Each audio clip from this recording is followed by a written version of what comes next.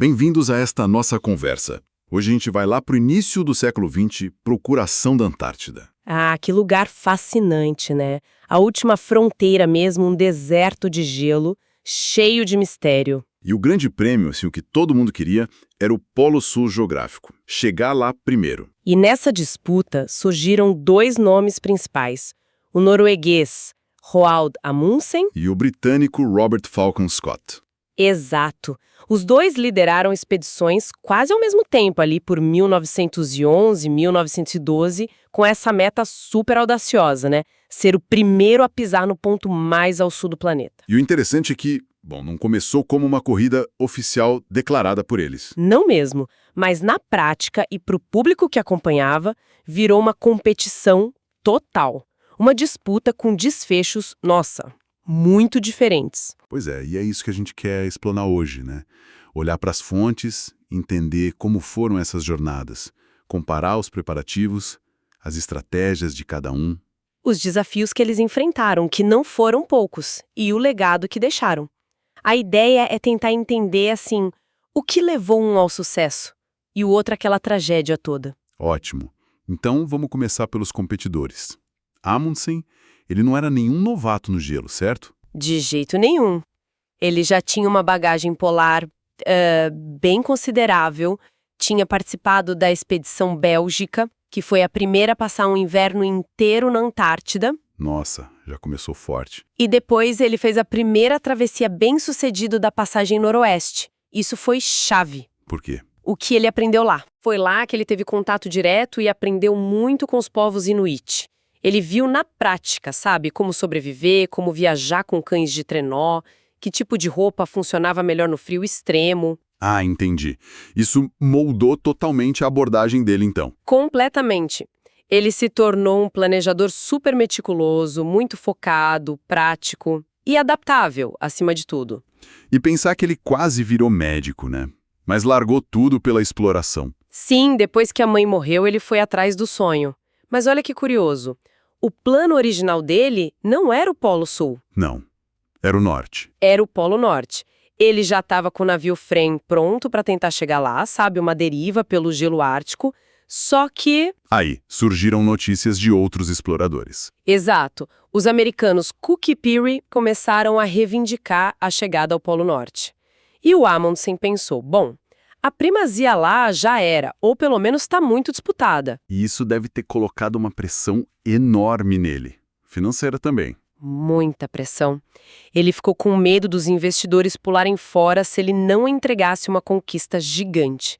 Então o que ele fez? Mudou o plano. Mudou tudo, secretamente. Redirecionou a expedição inteira para o sul. A maior parte da tripulação, os patrocinadores, só ficaram sabendo quando já estavam no mar, parando na Ilha da Madeira. Que loucura! E a tripulação, como reagiu? Olha, surpreendentemente apoiaram. Foi um risco danado, mas eles compraram a ideia. E foi de lá que ele mandou aquele telegrama famoso para o Scott. Ah, sim. Algo como, estou indo para a Antártida. Isso. Peço permissão para informar que Fram segue para a Antártida. Amundsen. Bem direto. Do outro lado, a gente tem o Scott, oficial da Marinha Britânica. A experiência dele era mais formal, digamos. Sim, a principal experiência polar dele vinha da expedição Discovery. Lá no começo do século, eles fizeram muita ciência importante na Antártida, coletaram dados e tal, mas... Mas não chegaram nem perto do polo, né? Não, e a Discovery teve seus problemas internos. A equipe não tinha tanta experiência polar, na verdade. E foi lá que começou a treta dele com o Ernest Shackleton. Ah, o Shackleton! Outra figura lendária. Qual foi o problema entre eles? O Scott culpou o Shackleton, que ficou doente na época, pelo fracasso da tentativa de ir ao polo, e mandou ele para casa mais cedo. Se foi justo ou não, é outra história, mas criou um ressentimento ali. E o Shackleton depois quase chegou ao polo, partindo da antiga base do Scott. Exatamente. Isso só aumentou a tensão. Então, para a expedição Terra Nova, a motivação do Scott era, assim, bem complexa. Restaurar a honra britânica, chegar primeiro ao polo. Isso, e também fazer ciência de ponta, algo grandioso para o Império. E, claro, avançar na carreira naval. A abordagem dele era mais ligada aos protocolos da Marinha, talvez um pouco mais rígida. Entendi. Então temos duas personalidades, duas experiências bem diferentes, e isso, claro, vai se refletir nos planos. Totalmente. É aqui que as estratégias deles começam a divergir de um jeito radical. É a grande bifurcação da história, né? Objetivos, estratégias. Com certeza. A diferença mais básica, talvez, era a filosofia por trás de cada expedição. O Amundsen, objetivo único, chegar ao Polo Sul primeiro. Ponto final. Tudo focado nisso. Tudo. Nada de metas científicas para atrapalhar o dividir recursos. Já o Scott... Tinha aquela ambição dupla, né? Polo e ciência. Exato. Ser o primeiro e fazer um programa científico super ambicioso. Parece nobre, né? Mas Acabou complicando as coisas. influenciou tudo. Olha os recursos, por exemplo. O Scott tinha um apoio forte do governo britânico, da Marinha. Uma grana considerável, sabe? Foi uma expedição com status quase oficial. E o Amundsen correndo por fora, com dinheiro privado. E com aquela pressão enorme para dar resultado depois da mudança de planos. Ele precisou ser muito esperto para manter os financiadores, As bases também mostram isso. O Amundsen foi para a Baía das Baleias. que era mais ao sul, dava uma vantagem de quase 100 quilômetros de cara. Mais arriscado, talvez, por ser numa plataforma de gelo flutuante, mas mais perto. E o Scott, Scott foi para a Ilha Ross, no Estreito de McMurdo.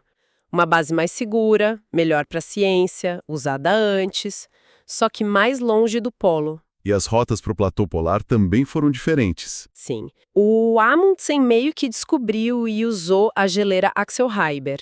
Era mais íngreme, um caminho mais curto, significava menos tempo naquela altitude elevada e difícil. Mais rápido, mas talvez mais difícil na subida. Talvez. Já o Scott seguiu pela geleira Beardmore, que o Shackleton já tinha usado. Era um caminho mais longo, uma subida mais gradual, só que isso significava mais tempo exposto à altitude, ao frio, e num terreno glacial bem complicado, cheio de fendas.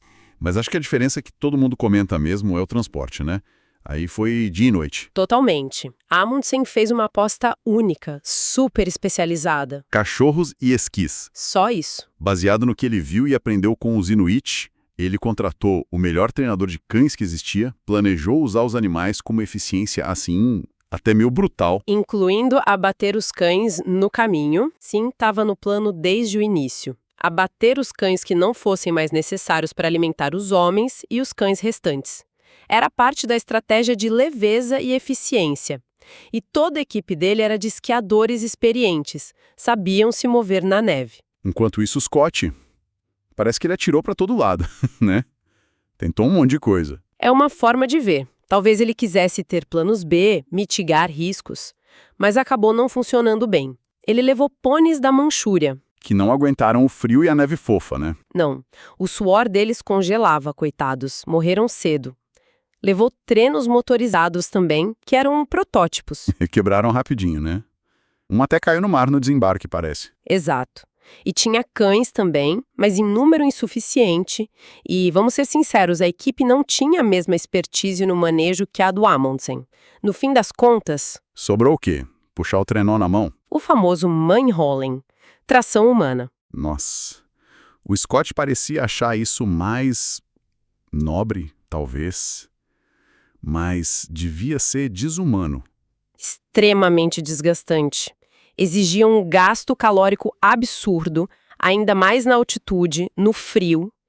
E as rações do Scott, infelizmente, subestimaram isso. Ele preferiu o esforço humano puro, mas ignorou a lição dos cães, que o Amundsen tinha aprendido tão bem. Pois é, uma escolha que teve consequências sérias.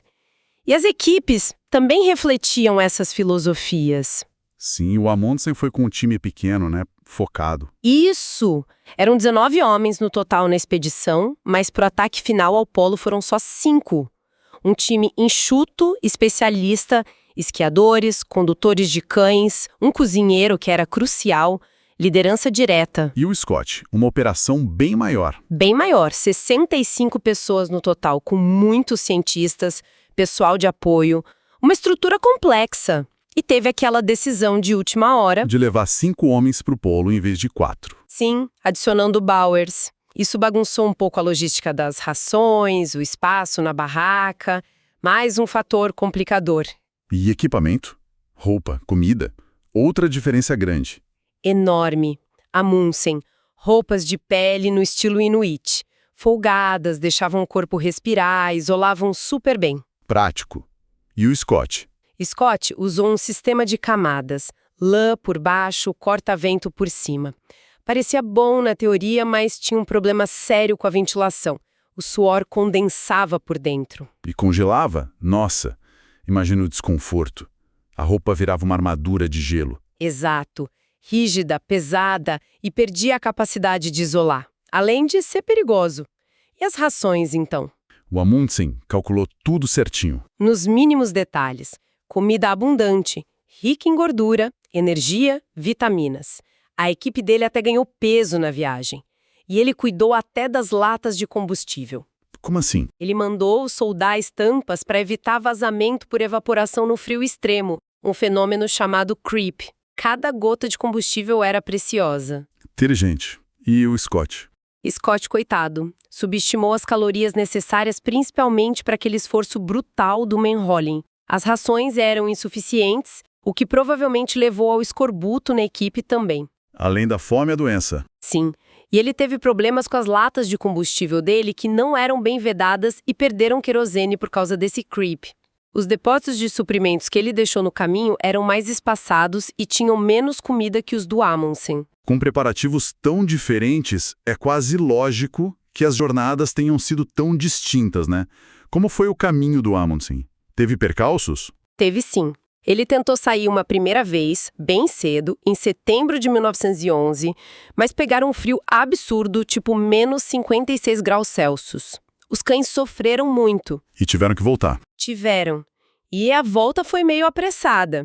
Gerou um conflito sério com um membro experiente da equipe, o Hjalmar Hansen. Ele criticou o Amundsen pela forma como lidou com a situação. E o que aconteceu? Amundsen não gostou da insubordinação percebida e excluiu Johansen da equipe que iria ao polo. Foi uma decisão dura, mas mostra o foco absoluto dele na missão. Não podia ter dissidência. E a segunda tentativa deu certo. Partiram de novo em 19 de outubro, aí sim o progresso foi como um relógio. Rápido, eficiente, usando os cães e esquis com maestria, chegaram no platô polar. E fizeram o que estava planejado com os cães. Exato. Abateram os que eram excedentes, usaram a carne para eles e para os outros cães. Era parte do plano para manter a velocidade e a carga leve, e funcionou. E a chegada ao polo? Em 14 de dezembro de 1911, chegaram lá. E não foram embora logo, né? Ficaram para ter certeza absoluta. Sim, passaram uns 3 dias fazendo medições astronômicas cuidadosas para confirmar que estavam mesmo no polo sul geográfico, sem deixar dúvida. Para não ter contestação depois. Exato. Aí deixaram a tenda, que chamaram de Polheim, a bandeira da Noruega e aquela carta para o Scott, pedindo para ele entregar o rei da Noruega. Um gesto. Interessante. E a volta? Tão eficiente quanto a ida. Chegaram de volta na base Framheim em 25 de janeiro de 1912. Missão cumprida. 99 dias no total. Todos os 5 homens vivos e relativamente bem. Um sucesso total. Que contraste brutal com a jornada do Scott. Nossa, é outra história. Scott partiu um pouco depois, em 1º de novembro. E os problemas começaram cedo. Os pôneis, os motores. Sim, falharam rápido. E aí a dependência no Manauling só aumentou. A equipe de 5 homens, Scott, Wilson, Bowers, Oates e Evans, foi avançando, mas com muita dificuldade, muito esforço. 17 ao 18 de janeiro de 1912. E o que eles encontraram? A tenda do Amundsen, a bandeira norueguesa. Imagina o choque, o desânimo. Foi um golpe terrível no moral da equipe. O Scott escreveu no diário algo como: "Meu Deus, que lugar horrível. E ter chegado aqui sem a recompensa da prioridade. Deve ter sido devastador." E a volta e a tragédia realmente começou a se desenrolar. Sim, a volta foi uma luta desesperada. Eles pegaram um período de clima excepcionalmente ruim, frio extremo, nevascas constantes, Talvez um azar climático que o Amundsen, por ter ido antes, evitou. Não se sabe ao certo. Mas as condições somadas à exaustão, à fome, Exato.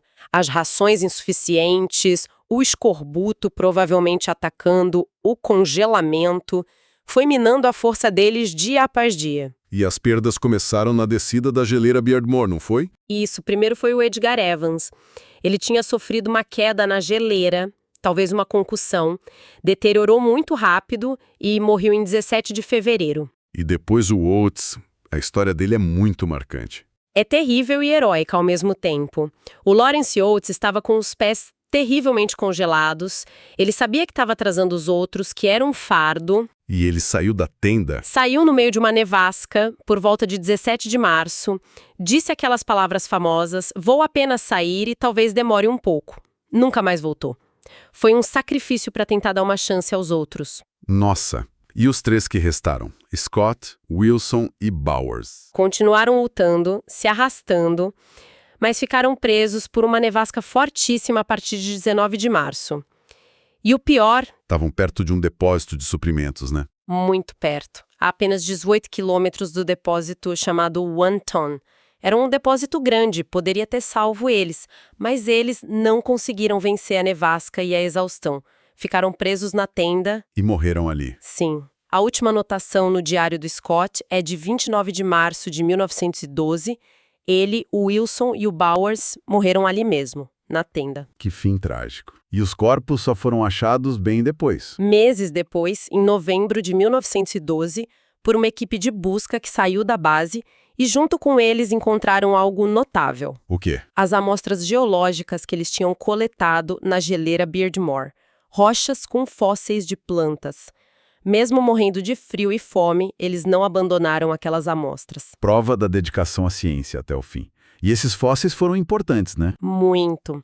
Ajudaram a provar a teoria de Gondwana, de que a Antártida já foi conectada a outros continentes e teve um clima mais quente. Um legado científico que sobreviveu à tragédia. Isso tudo nos leva a pensar no legado, né?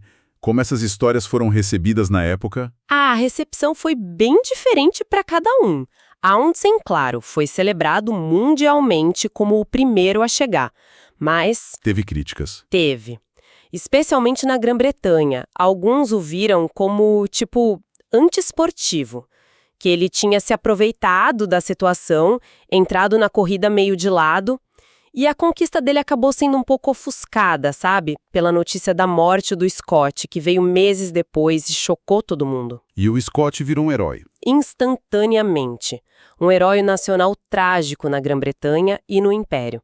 A história dele, de bravura, resistência, sofrimento, ressoou demais. Foi visto como um exemplo de coragem britânica. Levantaram fundos para a família, criaram institutos de pesquisa. Exato. O Scott Polar Research Institute, o SPRI, lá em Cambridge, que existe até hoje. Um legado concreto. Mas essa imagem do Scott, assim, perfeita, heróica, não durou para sempre. Começaram a questionar depois. Sim, principalmente a partir dos anos 60, 70.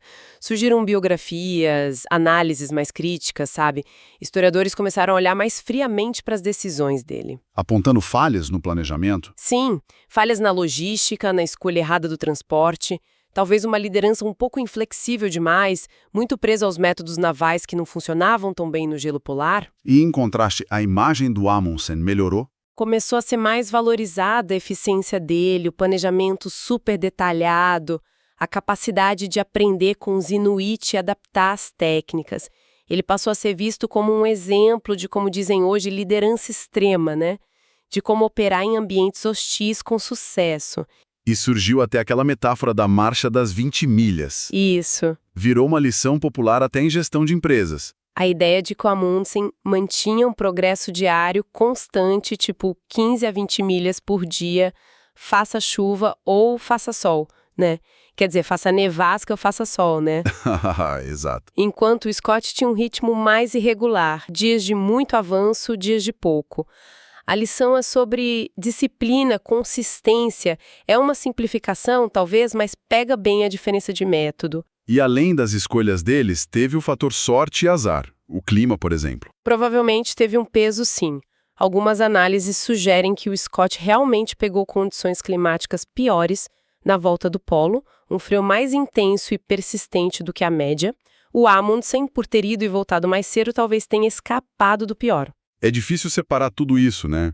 E tem o poder da narrativa também. Sem dúvida, o Diário do Scott é incrível, é uma peça literária emocionante.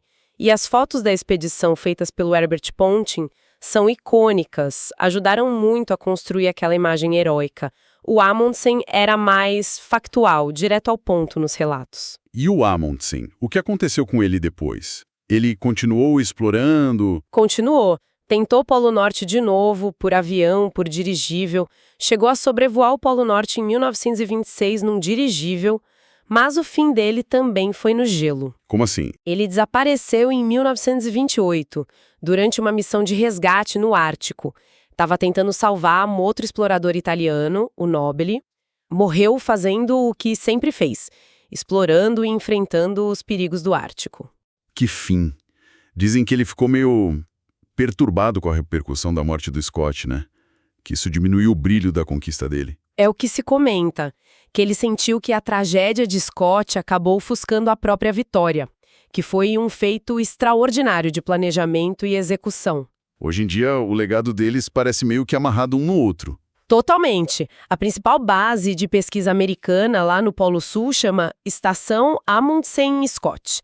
O Spray continua sendo uma referência mundial, tem memoriais para os dois na Antártida, eles são lembrados juntos, né, como os grandes protagonistas daquela era heróica e bem brutal da exploração polar. Fazendo um resumo, então, o que a gente tem é esse contraste muito forte.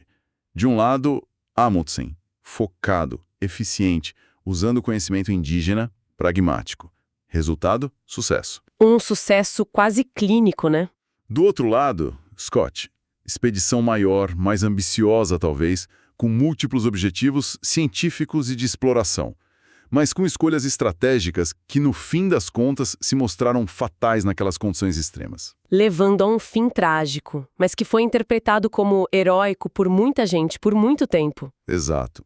É uma história que fala muito sobre ambição humana, sobre resistência, sobre até onde a gente pode ir e sobre as consequências das nossas escolhas, né? Especialmente quando a gente está no limite, em ambientes tão implacáveis.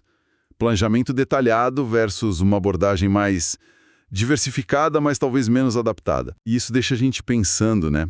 O que define o sucesso numa exploração dessas? É só chegar primeiro? Botar a bandeira? Ou será que tem mais coisa em jogo? O conhecimento científico que se traz de volta, a forma como se enfrenta a dificuldade, a própria jornada. Será que isso não tem um peso igual ou até maior? Fica essa pergunta, né? Como achar o equilíbrio entre planejar tudo nos mínimos detalhes e ter a flexibilidade para mudar quando o inesperado acontece? Principalmente quando você está indo para onde ninguém nunca foi.